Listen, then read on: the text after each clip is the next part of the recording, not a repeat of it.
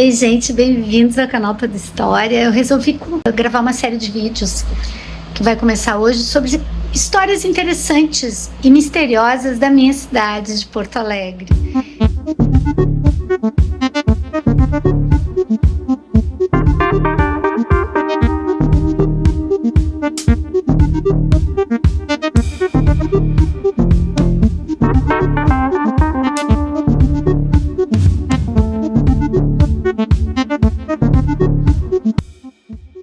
Porto Alegre é uma cidade bucólica, extremamente arborizada, tem um centro histórico bem charmoso.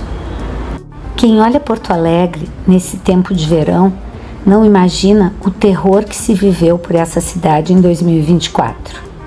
Ficamos alagados, especialmente nesta parte que eu estou mostrando para vocês aí, até a Copa das Árvores. A enchente de 2024, fantasmagoricamente assombrada pela enchente de 41, parece ter sido a pior história de terror da minha cidade. Mas outras histórias nos assombram por aqui. Algumas que a gente gostaria de esquecer. Esta especialmente é uma que eu ouvi muito quando eu era criança. O homem que matava pessoas para fazer linguiça. Este crime histórico, que virou lenda urbana, aconteceu numa rua de nome poético, a Rua do Arvoredo. Este vídeo é para responder o que é história e o que é lenda nesse triste episódio. Bom, o que a gente tem que ver para analisar esse caso aí desse fazedor de linguiça, né? Temos que primeiro ver como é que era a cidade em 1860, onde surgiu este caso tão icônico e tão comentado aqui em Porto Alegre, que é o caso do linguiceiro, ou do crime da Rua do Arvoredo, ou do fazedor de linguiça. Eu sei que eu cresci ouvindo essa história, especialmente pela boca da minha avó, porque a minha bisavó tinha uma pensão na Rua do Arvoredo. Uma pensão é como se fosse uma hospedaria para muitos imigrantes espanhóis que chegaram aqui. A minha avó nasceu em 1913, então certamente a hospedaria da minha avó, da minha bisavó, a pensão, é posterior aos crimes da Rua do Arvoredo, mas certamente também isso corria a boca solta naquela época, quando a minha bisavó chegou em Porto Alegre e resolveu botar essa pensão para espanhóis. Enfim, como é que era essa Porto Alegre da década de 1860, dos primeiros anos, né, do século XX? Porto Alegre era uma cidade em ascensão, era uma cidade que estava crescendo, uma cidade portuária que recebia muitos imigrantes, especialmente poloneses, alemães, italianos e espanhóis, além dos portugueses que se espalharam desde o início da colonização do Brasil por toda a terra, né, brasileira. Então, nessa cidade, especialmente no bairro Cidade Baixa, onde acontece esta sequência de crimes, a cidade fervilhava em comércio, principalmente. E é nesse contexto que surge o José Ramos. Quem é este homem, José Ramos? Quem é este homem que foi o primeiro serial killer documentado no Brasil pelas minhas pesquisas? Posso estar enganada, se alguém sabe outro antes dele, comenta aqui embaixo, conta pra mim. José Ramos era filho de um ex-combatente na Guerra do Paraguai. Ele era catarinense, ou morava em Santa Catarina, né? As pesquisas não são muito esclarecedoras, e ele matou o pai dele. Em que circunstância? O pai veio da Guerra do Paraguai e diz que desde criança o José Ramos se interessava muito pela degola. Ele queria saber como era degolar pessoas e que o pai dava muitas lições para ele em relação a isso, ensinava ele a degolar, né? Coisa querida. Então, o que acontecia? O José Ramos já sabia a prática da degola, sabia manusear uma faca. E o pai do José Ramos agredia a mãe. E numa dessas agressões, o José Ramos pegou uma faca, ainda adolescente, e passou no pai, que morreu dias depois, e ele fugiu para onde? Para a província do Rio Grande. Chegando aqui no Rio Grande, ele se tornou um promotor de justiça. É muito importante dizer alguma coisa sobre a cidade de Porto Alegre nessa época para vocês entenderem como é que ele chegou a virar um policial depois de ser uma pessoa procurada em Santa Catarina. Primeira coisa que a gente tem que pensar, os meios de comunicação eram muito mais lentos, né? As pessoas não tinham e nem usavam com regularidade fotografias, por exemplo. Era muito mais comum o desenho, né, do que a fotografia. Ele fugitivo de um estado para o outro, existia uma lentidão nesse processo. A polícia era muito falha, existiam muito poucos centros policiais na cidade inteira, a comunicação era falha, enfim, a cidade tinha vários problemas na década de 1860. Ainda era uma cidade portuária, com chão batido, né, com muitas ruas de chão batido, tudo ficava muito em volta da Catedral Metropolitana, da Igreja Nossa Senhora das Dores, tudo era muito ali em torno. O José Ramos veio para uma cidade do interior e depois logo ele veio para Porto Alegre, onde ele foi trabalhar como policial. Porém, não esqueçam um detalhe que eu falei para vocês, ele dominava a degola, ele era um degolador profissional treinado pelo próprio pai. E nesta época tinha na delegacia em Porto Alegre um preso que era meio amado assim pelos pobres, porque ele era meio Robin Hood assim. Ele roubava dos ricos para dar para os pobres e o José Ramos, alegando que ele quis fugir, tentou degolar esse preso, só que o José Ramos não foi bem sucedido na degola e acabou sendo demitido da polícia.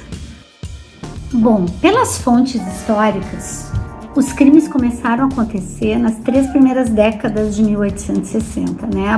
O primeiro grande crime, assim, que se tem notícia naquela região, crime não, desaparecimento, né? Que se tem notícia naquela região foi em 1863. Em 1863 se registram, então, os primeiros desaparecimentos que aconteceram. O que começou a gerar na região uma curiosidade, né? Uma curiosidade local. O que está acontecendo, né? Por que isso está acontecendo? E sumiam as pessoas, né? Começaram a sumir várias pessoas. A gente tem documentado 6 assassinatos, né? No mínimo. Documentado historicamente, a gente tem 3 assassinatos, que eu já vou dizer para vocês quem são, né? As 3 pessoas que a gente tem documentado. Mas restos de corpos e tudo que se falou são em torno de 6 pessoas relatadas como desaparecidas. O José Ramos, ele conseguiu passar desapercebido provavelmente um bom tempo. Quando é que ele foi notado? Quando é que começaram a suspeitar do José Ramos? Bom, mas o José Ramos não trabalhava sozinho, né? Ele era um serial killer que tinha amiguinhos serial killers com ele, que trabalhavam junto com ele.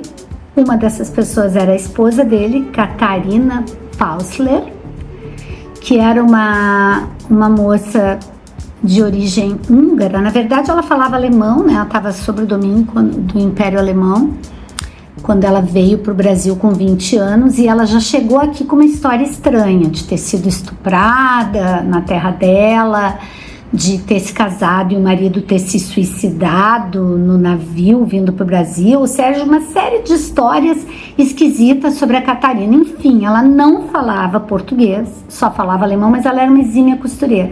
E ela começou a trabalhar com costura para os artistas do Teatro São Pedro. O José Ramos, desde a época dele de policial, virou uma pessoa conhecida na classe média gaúcha, que ficava ali entre o Centro Histórico e a Cidade Baixa, e ele também frequentava os idos do Teatro São Pedro, trabalhava como investigador informal para a polícia, né? Cuidava roubos, assim, era um vigilante. E nessa mesma época, para complementar a renda dele, ele começa a trabalhar com um açougueiro, que é Carlos Klausner, né? É o nome do açougueiro. E ele começa a trabalhar para ajudar porque ele dominava a faca, né? Lembrem disso, né? Ele era uma pessoa que sabia manipular as lâminas ali.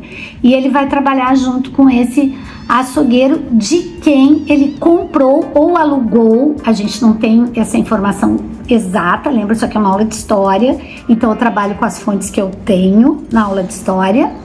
ele comprou ou alugou uma casa na Rua do Arvoredo. Onde é que é a Rua do Arvoredo? Hoje é a atual Fernando Machado, e exatamente a casa dele ficava bem atrás da igreja matriz, né, da Catedral Metropolitana, do Colégio Nossa Senhora das Dores, no que a gente chama hoje Altos da Cidade, né, a cidade baixa, mas é a cidade alta, né, porque ficava ali atrás, muito próximo à praia, ao porto, né, e um lugar bastante frequentado por estrangeiros, por esta razão. A Catarina era uma mulher muito quieta, muito bonita, segundo alguns relatos, muito interessante, né? Tem umas imagens aqui, eu não sei se são imagens fiéis ou se são criação, porque eu não consegui achar a fonte de algumas imagens. Se eu achar, vou colocar no final da descrição. E a Catarina era uma mulher muito interessante. O Carlos, ele começou a aprender um pouco de alemão com todos esses imigrantes. O José Ramos começou a aprender um pouco de alemão com esses imigrantes que frequentavam a elite, ali muitos caixeiros viajantes, né, também, que frequentavam a Cidade Baixa, que é o bairro, né, em que aconteceu tudo isso, e que frequentavam também o Teatro São Pedro, aquela parte ali do centro administrativo da cidade de Porto Alegre, que até hoje é uma parte muito bonita, uma parte histórica muito interessante. Então, ele começou a flertar com a costureira, que no caso é a Catarina, aprendeu um pouco de alemão, e foi este aprendizado de um pouco de alemão que fez com que ele fosse trabalhar então com o açougueiro, com Carlos ou Cláudio, né? Eu já achei Carlos Klausner ou Cláudio Klausner, né? Ele foi trabalhar com esse açougueiro porque ele sabia falar um pouco de alemão também, além de dominar as facas, dominar as lâminas, ele falava um pouco de alemão, então isso facilitou um pouco para ele ir trabalhar com esse açougueiro, fazer esta renda extra. Mas, meu Deus do céu, como é que tudo começou? Como é que ele convenceu essa moça a ser cúmplice dele, né? E de onde é que saiu essa história destas mortes? E pior, né? Dessas pessoas que morreram e viraram linguiça.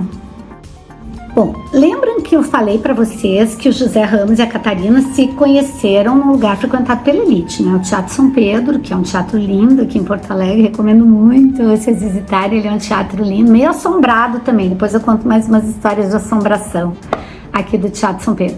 O Teatro São Pedro, né, eles se conheceram ali, então eles tinham condições de analisar as potenciais vítimas, porque a motivação do crime aparentemente era pegar os bens dessas vítimas, né? Se apossar das posses dessas vítimas.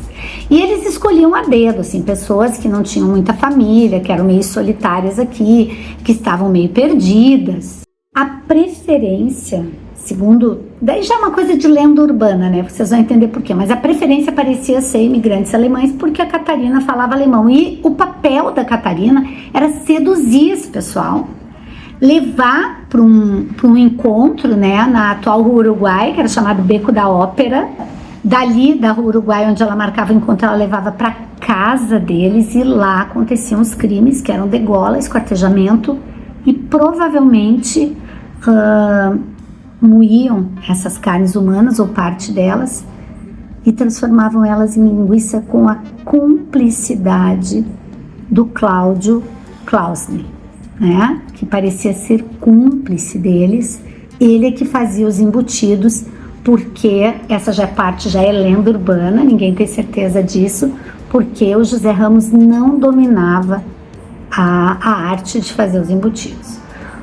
E incinerava os ossos, né, era o que se disse depois, vocês vão entender também por que diziam isso depois. No início, o que a gente sabia é que os assassinatos aconteceram nesta casa do José Ramos. As casas da Cidade Baixa, vocês podem ver, porque elas são muitas preservadas até hoje, em geral elas tinham um porão grande, porque é normal, os imigrantes costumavam na Europa, e fazem isso até hoje, guardar comida, animais num porão e morar em cima. E as casas da Cidade Baixa, muitas delas eram assim, é uma região dominada por açorianos, né? Os açorianos faziam isso na Ilha dos Açores, então a Cidade Baixa tem essa proposta, assim, arquitetônica, que hoje em dia é muito admirada, preservada, e a casa do José Ramos era assim também, então era fácil de praticar os assassinatos e ocultar o cadáver, né?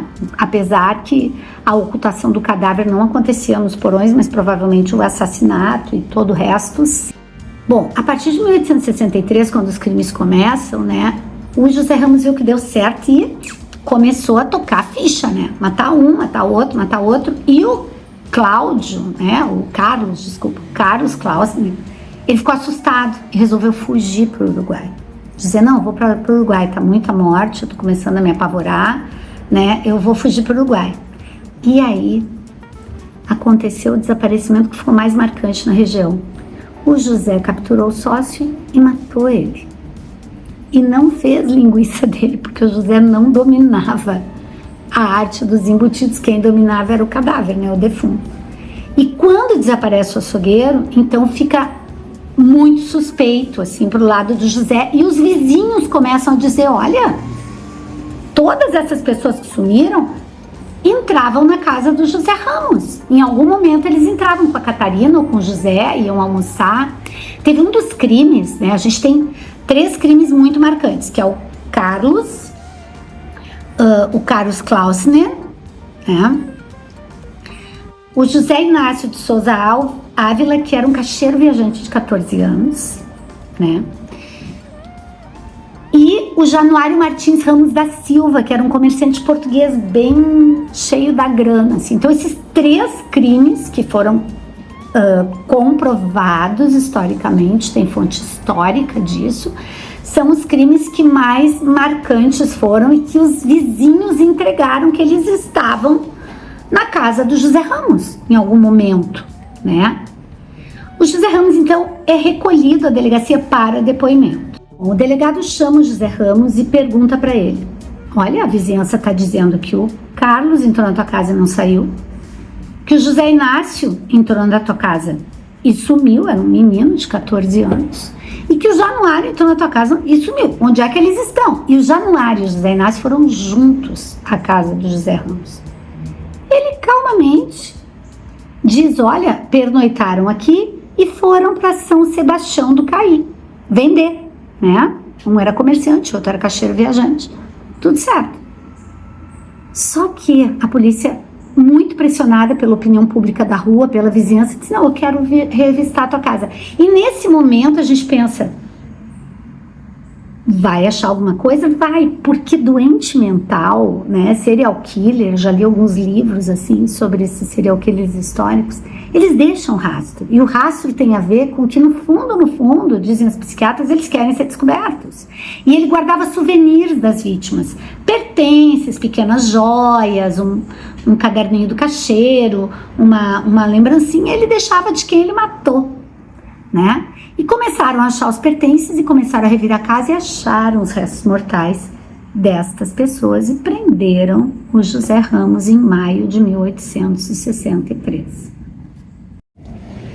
Acharam os corpos do menino, né, do caixeiro viajante, do Januário, do comerciante português, os restos do Klaus, assim, em grandes pedaços, foram o do Klaus, não, desculpa, eu chamo de Klaus, é do Klausner, né, do Carlos Klausner, do açougueiro, em grandes pedaços, e um cachorro aberto pela barriga, né, no meio. Por quê? Porque diz que esse cachorro era o cachorro do José Inácio, né?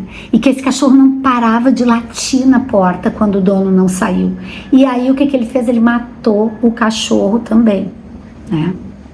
Matou o cachorro. Então acharam o corpo do cachorro. Bom, ele foi preso, ele foi condenado, né, à morte. A morte na época era por enforcamento, mas o Dom Pedro II colocou ele em prisão perpétua e a Catarina como cúmplice. Ela dizia que ela só atraía, que ela não fazia nada, ela só atraía, tadinha, né? Pobre pessoa. Só atraía para dentro da casa e ela não fazia coisa nenhuma. Então a Catarina foi condenada a 13 anos de prisão. Quando ela sai da prisão, depois de 13 anos, ela se junta aos Muckers, que é um movimento religioso que teve aqui no Rio Grande do Sul. Vou gravar um vídeo para você sobre isso, bastante fanatismo religioso. E lá é que surge a lenda da linguiça, de fazerem linguiça com as pessoas. Por quê? porque ela fala que eles faziam tudo isso e que fizeram muito mais assassinatos. Ela relata pelo menos 6, foram 3 descobertos historicamente, e que os corpos eram transformados em embutidos, os ossos incinerados e derretidos, né? Então ela que fala dessa história da linguiça, pelo menos é o que a gente tem notícia, e essa história vai se espalhando, então, como lenda urbana por toda a cidade. O José Ramos negou os crimes o resto da vida. Ele morreu internado na Santa Casa de Misericórdia, que é um lugar bem assombrado também. Um dia desse eu conto para vocês, em 1893. E a Catarina, que foi condenada a 13 anos de prisão, ela acabou morrendo. Depois se juntaram aos Múcares, ela foi internada no Hospício São Pedro, do qual se tem muitas lendas também. Ela foi internada e ela acaba morrendo antes de terminar o tempo de condenação. O fato é que a imprensa local se alimentou muito disso. Porto Alegre é uma cidade em transição, com muitas pessoas chegando. O medo da violência fez essa história se espalhar. Diz que ela chegou até na Europa, né? Que Charles Darwin acabou publicando uma frase: existe um chacal em cada homem, porque é um caso de canibalismo, né? E é um caso de canibalismo que choca muito a imprensa local. Mas é uma história interessante. E sobre isso, a gente tem outras histórias aqui em Porto Alegre muito, muito interessantes. Gostaram? Querem que eu conte outra história dessas para vocês? Coloque aqui nos comentários. Coloca a tua opinião. E se tu sabia da Rua do Arvoredo, desse crime hediondo que aconteceu, se tu conhecia essa história. Um beijo, gente. Até a próxima aula. Outro dia eu conto outro mistério para vocês.